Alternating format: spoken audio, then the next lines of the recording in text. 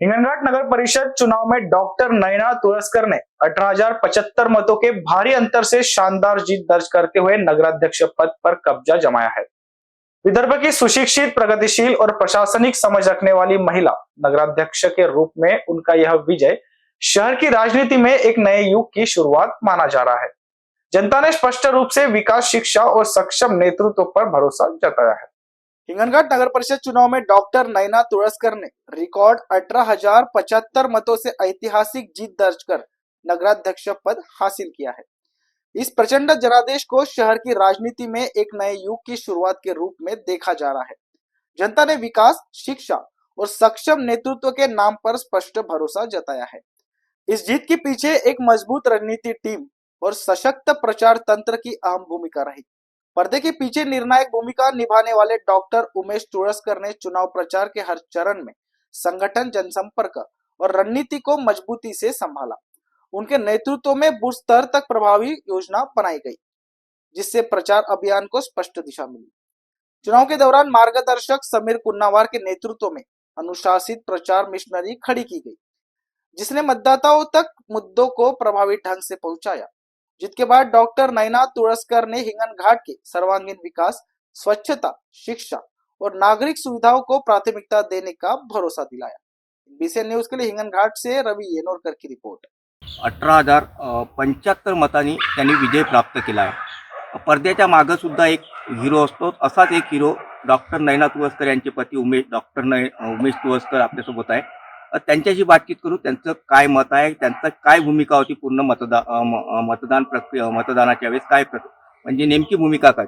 मला सांगा, काल डॉक्टर नयना तुळसकर आपल्या पतीच्या खांद्याला खांदा लावून आपण कॅम्पेनिंग मध्ये होते, प्रत्येक गोष्टीत होते, काय बोलणार?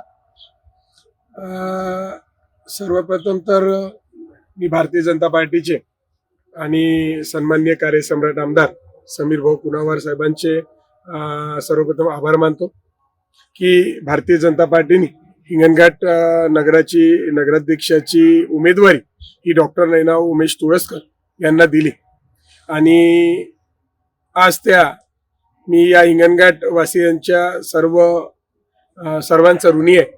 महत्वाचा असा विषय आहे की एवढ्या मोठ्या मताधिक्याने महाराष्ट्रात दुसरी आणि विदर्भात पहिल्या नंबरवर मताधिक्याने डॉक्टर नयना उमेश तुळसकर यांना निवडून दिलं आणि हिंगनघाटचं नाव पूर्ण महाराष्ट्रभर ज्यांनी चमकवलं, असे हिंगनघाटकरांचे मी शतशः आभार मानतो।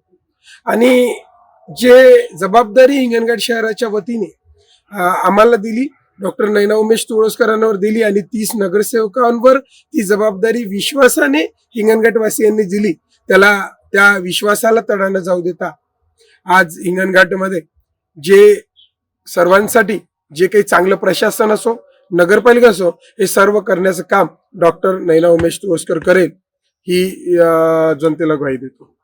आता मला सांगा, पूर्ण इलेक्शन कॅम्पेनिंग मध्ये तुम्ही पडद्याआड होते, कुठं दिसलेच नाही, अनेकांना दिसलेच नाही, किंवा पडद्याआड तुमची भूमिका होती, महत्वाची कुठली भूमिका ती आपण बदवली असं काय म्हणता येईल? महत्वाची भूमिका म्हणजे आरक्षण जे होतं ते महिलांचं होतं आणि मला असं वाटतं की हिंगनघाटचं नेतृत्व हे सक्षम महिलांनी करावं आणि जर माझी पत्नी ही सक्षम नसती तर उमेदवारीची आपण मागणीच केली नसती, परंतु ती डॉक्टरेट आहे, ती PhD आहे आणि एक उच्च शिक्षित असं तिचा आयाम राहिलेला आहे। अशा स्थितीमध्ये माझ्या जेवढे काही शाळा, कॉलेज, महाविद्यालय आहे त्या महाविद्यालयाचं सर्व काम ती बघत होती। त्यावरून मला असं वाटलं की ही हिंगनघाट नगरपालिकेचं एक चांगलं उत्तम नेतृत्व करू शकते आणि हिंगनघाटाच्या सर्वच स्तरावरच्या सर्वच नगरवासियांचं एक चांगलं असं काम हिंगनघाटच्या नगरपालिकेच्या माध्यमातून, कर्मचाऱ्याच्या माध्यमातून ती करेल। म्हणून मला पुढे याची गरजच पडली नाही, कारण ती सक्षम होती, तिला कधीही काय बोलायचं सांगण्याची गरज नव्हती आणि हिंगनघाट वासियांची ही इच्छा होती की त्यांना सक्षम आणि स्वनिर्णय घेणारी अशी महिला पाहिजे होती। त्यामुळे मी समोर यावं हे मला वाटलंच नाही, कारण की ती गरज तिने कधी भासूच दिली नाही।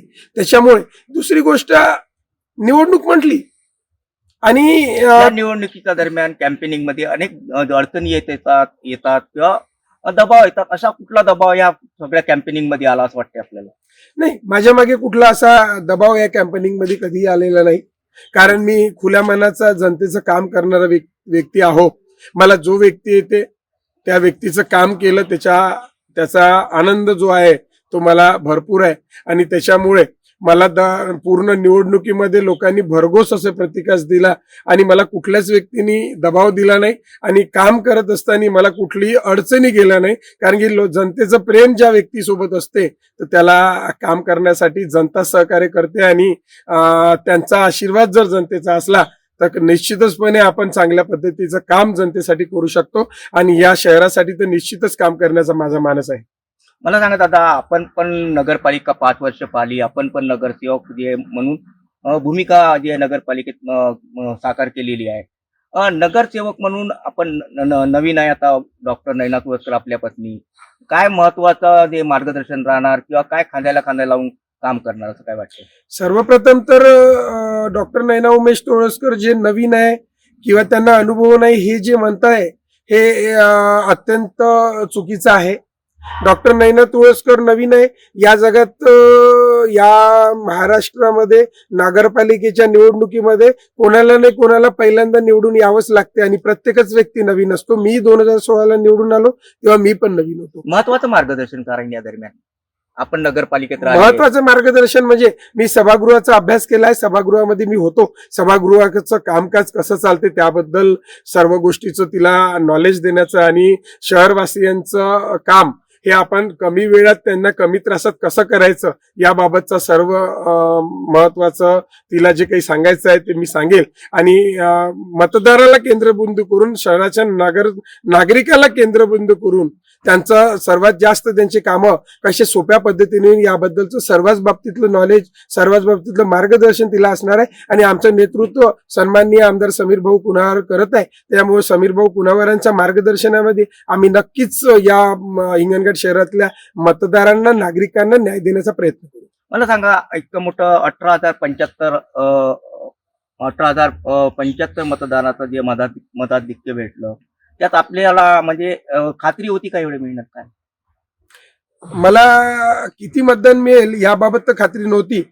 पण जे काही मी मागील 10 वर्षात जनतेच्या मनामध्ये घर करू शकलो, सर्वसामान्य मनामध्ये घर करू शकलो आणि सर्वसामान्यांचं हृदय जिंकण्याचं जे काम केलं, सोन्याच्या सुखदुःखात उभा झालो, त्याच्यामुळे मला असा विश्वास होता की हिंगणघाटची जनता ही डॉक्टर नयना उमेश तुळसकर यांच्यावर भरभरून असं मतदानाचा वर्षाव करून त्यांना भरभरून असं मताधिक्याने निवडून देईल.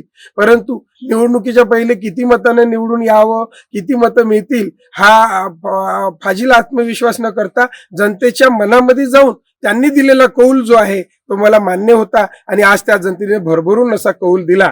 त्याबद्दल मी खरंच जनतेचा ऋणी आहे.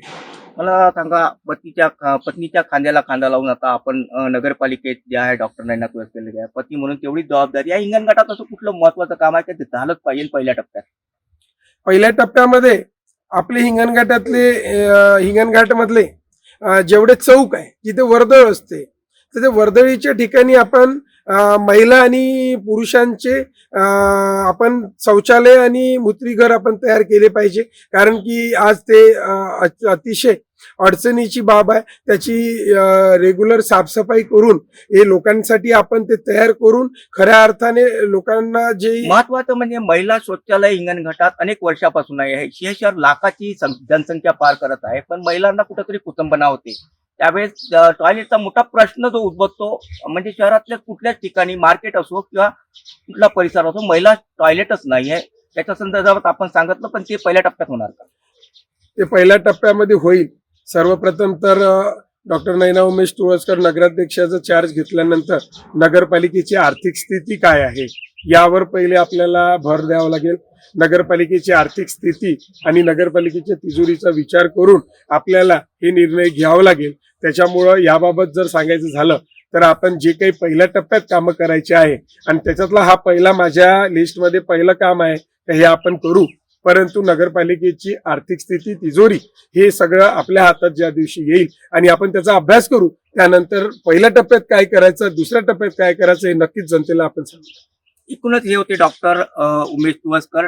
डॉक्टर नयना तुवस्कर नगराध्यक्ष आहे. त्यांचे पती खांद्याला खांदा लावून जे आहे कॅम्पेनिंग मध्ये यांनी जे आहे भरघोस आघाडी घेतली होती. प्रत्येक बाजू सांभाळल्या होत्या आणि त्यामुळेच हा विजय जे आहे जो नयना तुवस्कर प्राप्त करू शकल्या. त्यांच्याशी आपण जे बातचीत केली, सगळ्या मुद्द्यावर बातचीत केली. त्यांनी जे दिलखुलास बातचीत करत आपले सगळे मुद्दे मांडलेले आहेत.